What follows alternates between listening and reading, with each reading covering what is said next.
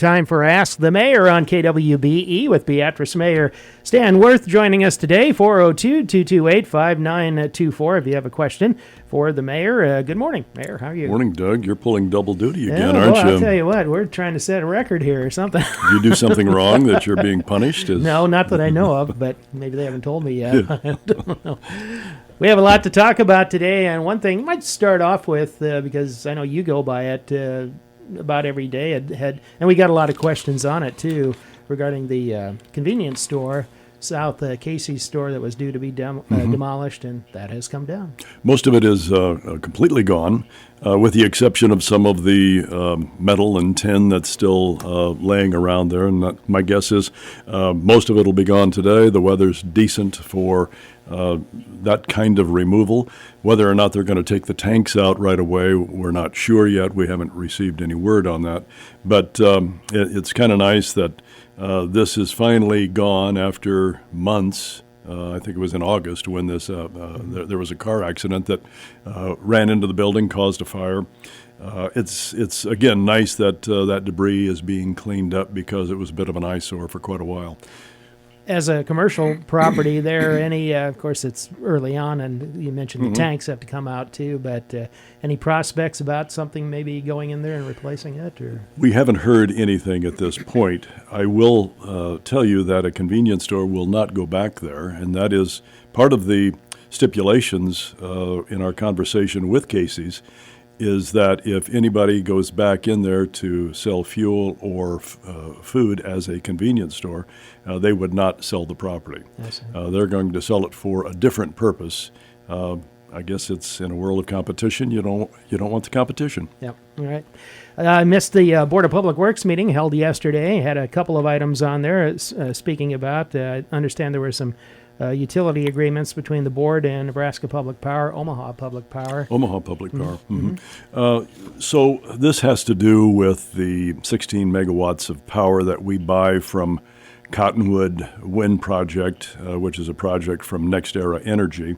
That project is located near Hastings, Nebraska, and we have decided to change our agreement with the current provider, Tenaska, to Omaha Public Power District, and it was an economic move, simply because Omaha Public Power will do the same thing. They have experience in doing the very same thing as management of that portion of energy that we purchase from Cottonwood Energy, and it's at quite a bit cheaper price. You know, technically you're not in OPPD's service area, but in today's world where you get electricity from anywhere, you buy it the rules have changed. That's right. You know, we've switched energy providers to energy provider out of Columbus, Ohio, but we will still, at some point in time during this whole process, we'll buy some of our energy from Nebraska Public Power again, just because it's how you price everything in the marketplace today. The reason you went to the new wholesale supplier, obviously, to save money. Over time, as that savings kind of piles up, or you see that savings in a year or two, people might ask, well, what then happens to that? Does that go to electric department reserves? Does it go to other projects? Or how? Well, I think we have to always take in consideration we need to have reserves just in case of the what-ifs. Now, the whole idea, the whole plan is to not build large cash reserves, but to give some relief to those ratepayers if and when that time comes. And the Board of Public Works and the City Council will certainly watch that on a regular basis. Our savings today has been pretty substantial, and so if that's the case, then I think we can give some relief to the ratepayers as time goes on. You mentioned what-ifs on reserve. We had a big what-if last December 15th when we had that storm blow through. Had the storm, and then had some damage from that. And just about a year ago, obviously we had the polar vortex, which caused a huge amount of draw on our electric capacity and cost us a tremendous amount of money. And we were really thankful that we had a pretty large reserve in place. because we did not have to pass on those increases to ratepayers. It cost the city or the electric department a little over $1.5 million. Well, it's kind of hard to believe we're coming up on the 1-year anniversary of that. I hope that doesn't get repeated again with the, what was it, minus 31 or something 31 like below. that? Yeah, Correct, yeah. Kind of one of those unusual. Maybe this year is going to be totally different. So far it's been, for the most part. Utility deposit policy, some discussion on that? There was. We kind of cleaning things up just a little bit to make sure that everything is uniform and we're treating everybody the same way. For instance, if I have a company on the east side of Beatrice and I pay a utility deposit for the hookup of electricity, and I happen to move that entity to the west side of town, there isn't going to be another deposit. Now, if Doug Kennedy has a business and Doug Kennedy decides to have another business called Kennedy Inc., then you're going to pay two different deposits just because there's two different entities. Idea is not to penalize the person already in business, and really no changes other than location. No changes location, as long as that entity, that individual is in good graces with the city, hasn't missed any payments over a 12-month period of time, and some other stipulations that go into it. But again, trying to be uniform, try to treat everybody as fairly as we possibly can. You were mentioning before we went on today, had pretty good fortune in the city's water department in recent months regarding not too many malfunctions, water main breaks, but lo and behold, here you had, 3 or 4 of them this month? There was 4 of them, actually, and Steve Kelly, our water superintendent, he kind of jinxed himself when he says we were lucky enough we didn't have any water main breaks, but because of that really strong cold snap that we had, and then it lightens up again and warms up again, we've got the freeze thaw and we've got the heaving of some ground. So, yeah, we had 4 different water main breaks. One was at West Court and Logan Street, and then not too far from there was a valve that broke. Another one at, I think it was 9th and Monroe, and at 21st and Market. And all of those pipes were, according to Steve, were cast iron pipes. We still have about a third of our system still is cast iron pipes, so we're going to experience more of those as time goes on. And that third amounts to, according to Steve, is about 40 miles of cast iron line. Wow. With that many miles of that really old line, you ever catch yourself holding your breath that you're not going to see another Third and Grant situation like you had that one time with the we sure water hope blowing out but of the street? You can never anticipate exactly what's going to happen. When it happens, you just deal with it. Yeah. 228-5924 with Beatrice Mayor Stan Wirth today. You're listening to Ask the Mayor on KWBE with Beatrice Mayor Stan Wirth. Committee, I don't get to sit in on very much. I know they meet periodically as they get requests for rounded up totals of the utility deposits for use for community betterment projects. The Beatrice Plus committee, what's going on there lately? Well, we got a good board. They have they had a meeting this past Tuesday, and this has to do with projects that go on in our community that are designed for community enhancement and community improvement. And the Beatrice Chamber of Commerce's leadership class this year chose a project that will enhance and help out some of those that use the trail system, especially those that are bicyclists.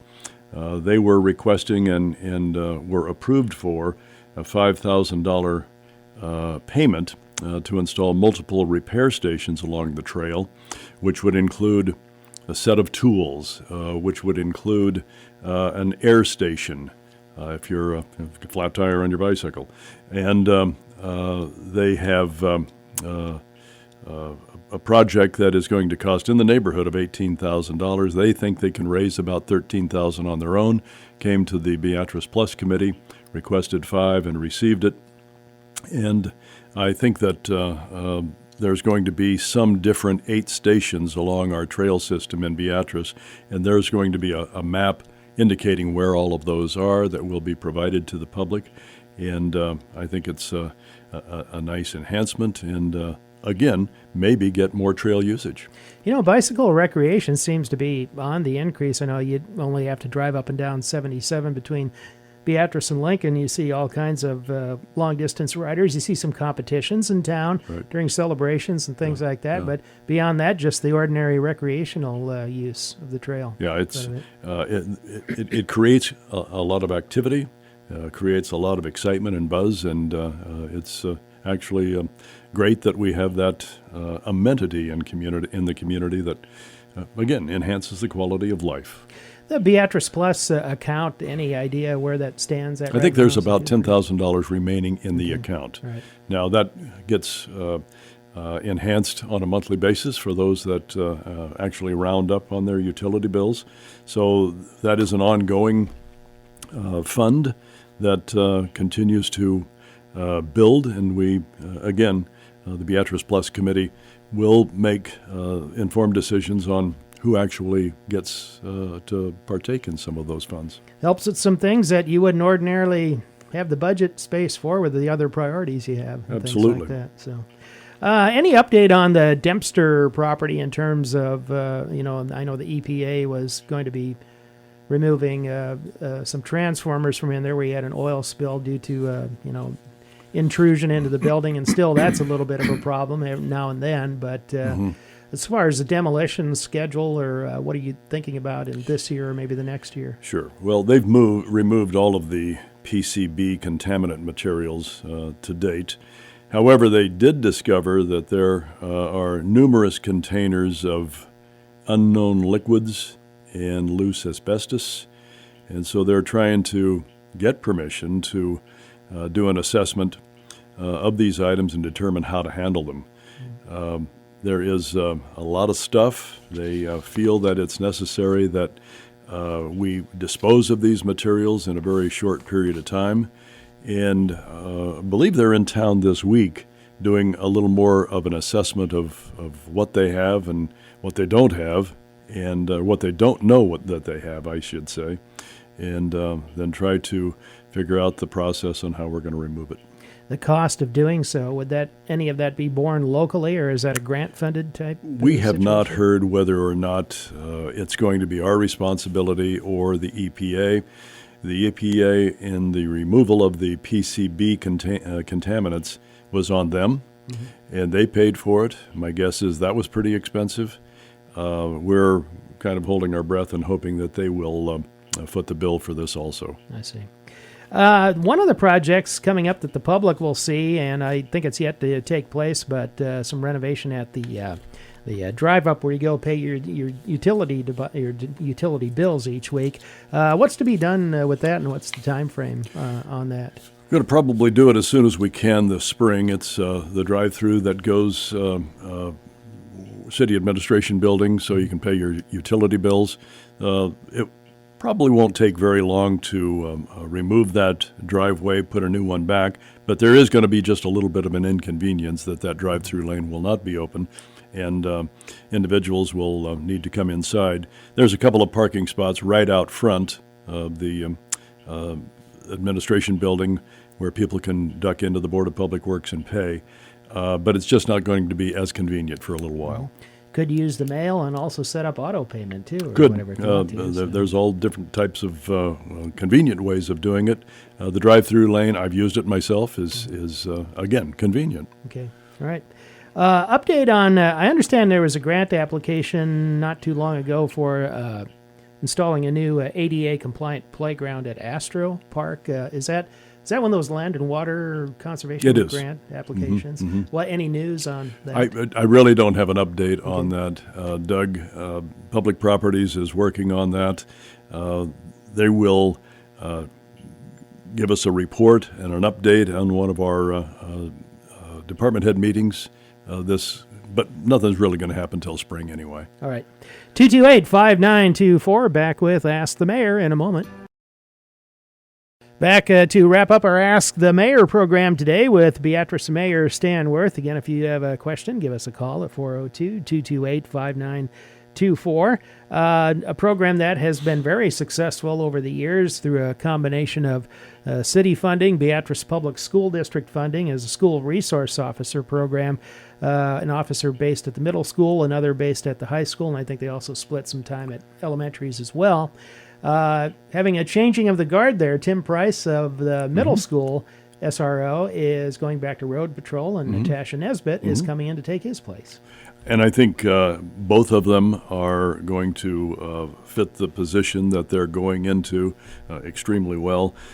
Tim Price has been at the middle school for a long, long time, and I think he was looking for just a little bit of a change, and Officer Nesbitt decided that this might be a role that she wanted to undertake, and she too will do an outstanding job. The high school's resource officer, Zach Lowenstein, has been in that position a long, long time also at the high school. You know, they provide a real connection between the students and law enforcement, and also provide a necessary security element to the schools that in today's environment is extremely necessary and important. So I congratulate both of them on their decisions to do what they're going to do in the future, and I'm sure they'll integrate themselves both very well, Tim into the community and Natasha in the middle school. Tim was honored at the Beatrice School Board meeting Monday night as their Employee of the Month, too. And even though he's already made the switch, I understand, back to road patrol, it was nice to see him get an honor. Absolutely. So, you know, one thing, it used to be maybe that, you know, we saw a police officer come into a school, we thought, uh-oh, what's going on? What's happening? There's some kind of trouble, and I want to get as far away as possible. But, you know, as you have officers in schools on a consistent basis, what do you think it's done long-term to really kind of change perception of police among young people, if at all, and how has it helped with relationships? Well, I think that the officers gain the trust of the students, and that doesn't come easily, and it doesn't happen overnight. It is a back and forth between the students and the law enforcement officer. I think there is a communication element to all of this that is really important, and both Tim and Natasha have those abilities and can have a back and forth with the students and with the administration. I think it's just really important that that element is available for both our local police department and also for the school system. It's kind of a training component, too, for school officials on how to handle certain situations in terms of, in this day and age, you know, it's kind of an unfortunate thing, but there are bad things that happen occasionally at schools, and being ready for them, I would imagine, is really important. It is, and I think it was Zach Lowenstein that had a GoPro that he I don't know, it was either the teachers or himself that was brought up at the school board meeting the other night, that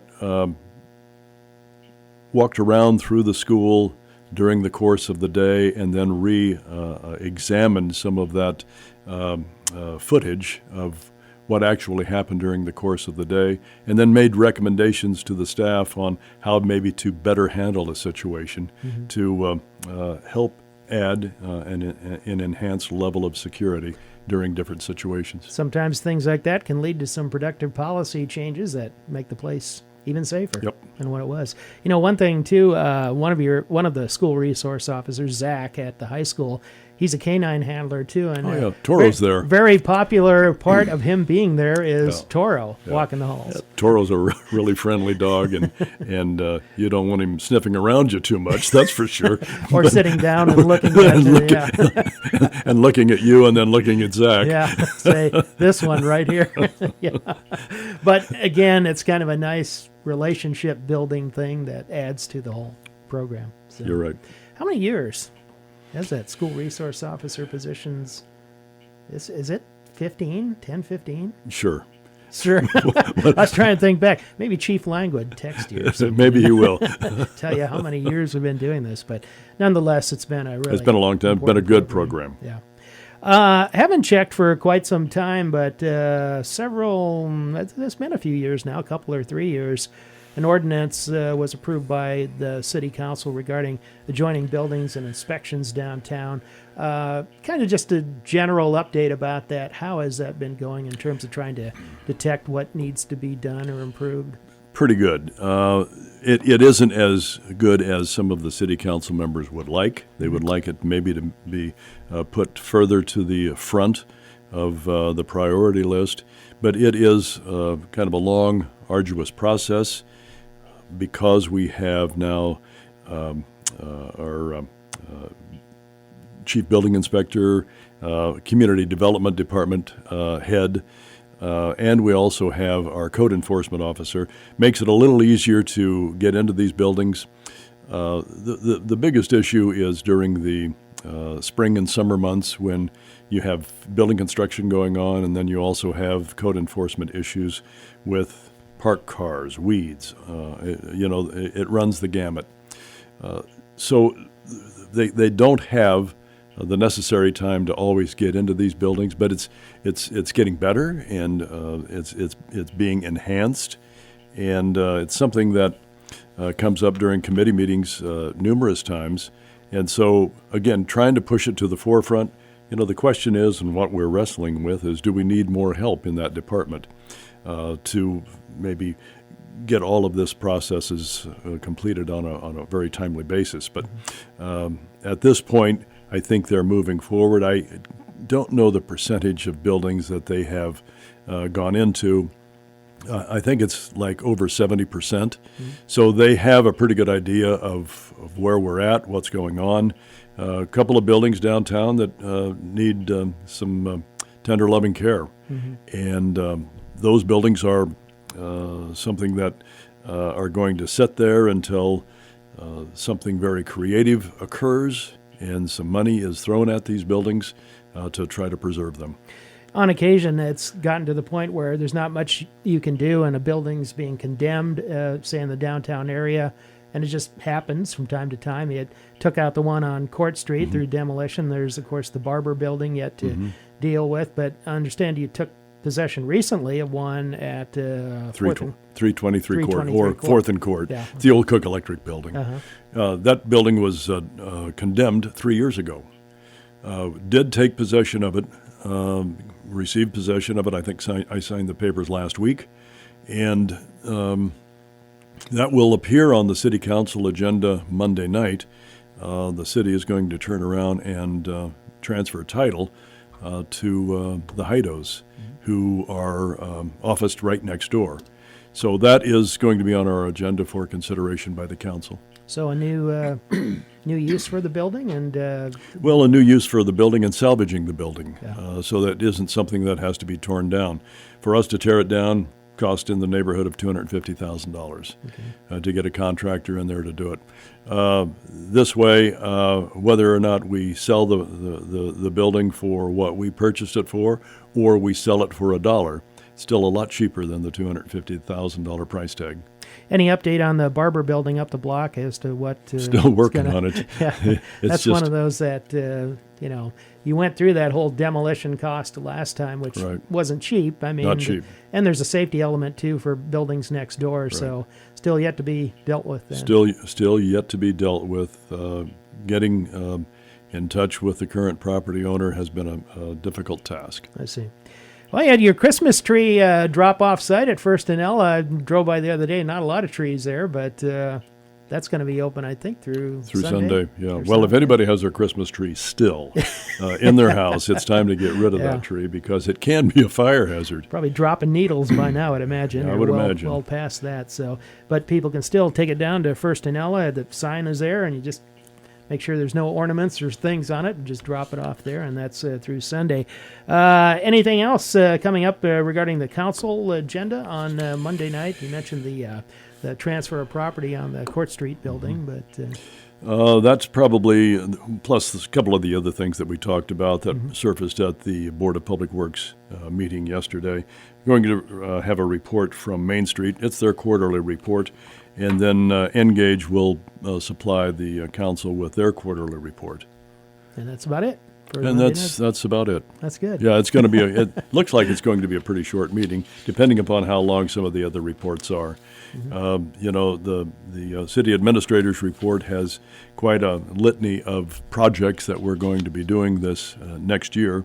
Not only the drive-through reconstruction at City Hall, but there's going to be a water main project, 18th Street, Lincoln to High Street, replacing a 4-inch main with a 6-inch main. The SRF project, which is the State Revolving Loan Fund in the neighborhood of $7 million. We took possession of that land recently, and then additional studies are being completed regarding backup generators and the redundancy that we want to put into place so that we have water transmission secondary to what we currently have today. Okay. So we don't have any issues of running short. Have some more interest in city positions as the elected filings there. You've got a council candidate now in the 1st Ward. You've got an incumbent in the 3rd Ward running again, and a new candidate in the 4th Ward. And, of course, Bob Morgan running for your position for mayor. And I think it's like mid-February is the deadline for incumbents, and I think new candidates. February 15th, I think, for incumbents. Gary Barnard's also running for the mayoral spot. It's good to see that kind of activity. It's good to see people stepping up and saying, "Yeah, I think I can help out and help set policy in our community." It's kind of good too to have a variety of backgrounds and input to kind of get, maybe a side of an issue you wouldn't normally know about. Maybe somebody brings a different sort of different perspective to it. So that's good. So. I always said after 8 years. My idea pool probably will run out, so it's time for somebody else. 2 terms is enough, isn't it? Huh? Well, it is for me. There's others that they go on and on and on. Yep, that's for sure. Well, we'll see you Monday night at City Council meeting. Thanks, Doug.